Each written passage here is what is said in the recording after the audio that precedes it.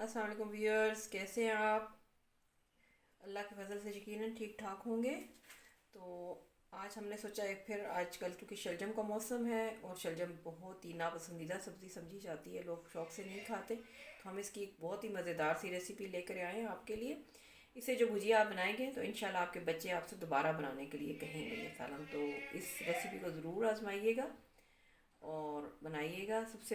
और इसके लिए हमने लिए 1 किलो शलजम, 2 अदद टमाटर और लहसुन और अदरक का पेस्ट बनाएंगे, 4 अदद हरी मिर्चें और 4 लीमू। और इसके अलावा मसाला जात इसमें शामिल होंगे, वो हस्बे ज़ायका होंगे जो भी होगा।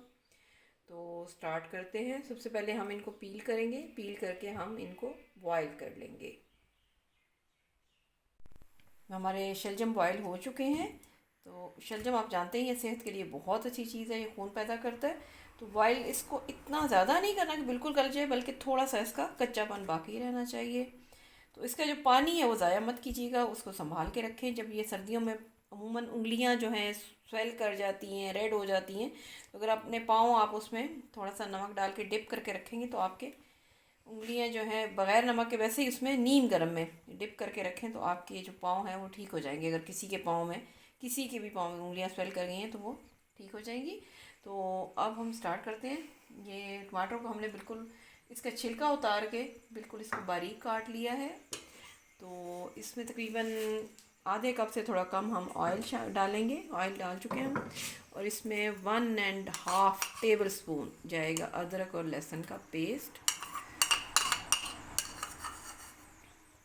अब इसको हम फ्राई करेंगे, ब्राउन करेंगे, थोड़ा इसको भूनेंगे ऑयल के अंदर, अदरक और लहसुन के पेस्ट को।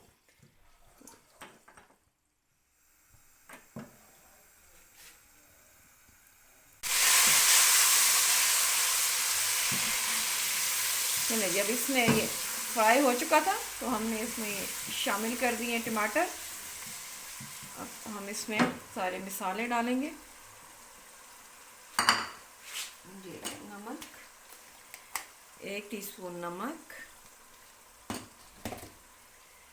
हाफ क्वार्टर टीस्पून हल्दी।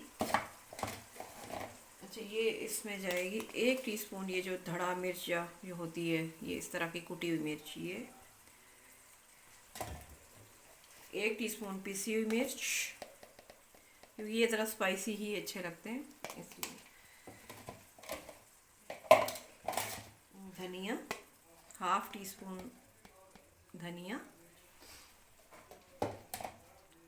हाफ टीस्पून पिसा हुआ सफ़ेद ज़ीरा, ये सारी चीज़ें। और गरम मसाला हम इसमें आखिर में शामिल करेंगे, अभी नहीं। अब ये जो हमारे पास पड़े हैं शलजम, इनको ये है कि हम यूँ करेंगे कि हल्के हाथ से यूँ प्रेस कर लें। अभी ये देखें मुकम्मल नहीं गले हुए हैं, ये अंदर से थोड़े से, इसको हम हल्के हाथ के साथ प्रेस कर लेंगे।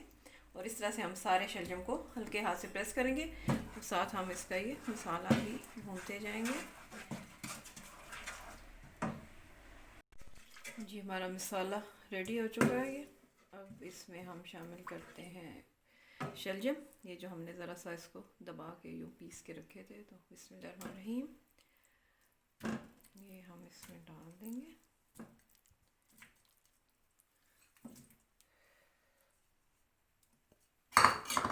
इसको हम, अच्छा, अपने जो हम ये पकाने वाला चम्मच है इसके साथ हम इनको तोड़ लेंगे, इस तरह से तोड़ते जाएंगे सारों को।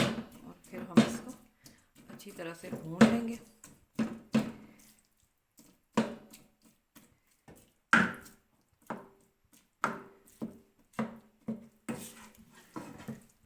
भूनते भूनते जो है ये सारे आहिस्ता आहिस्ता टूटते जाएंगे।